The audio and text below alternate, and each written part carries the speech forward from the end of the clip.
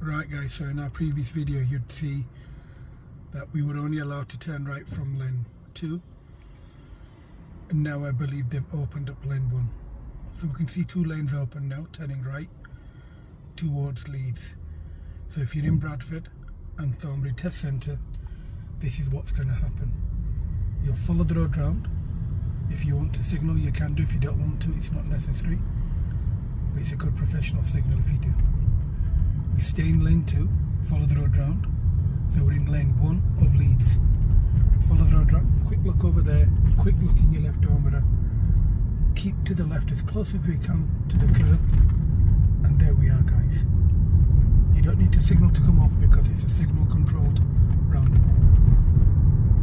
It's as simple as that. We maintain the speed, which is 30. Now 2 days ago, or even yesterday, there was only 1 lane here. Now there's 2. The speed limit is still 30, so you maintain a safe course, making sure that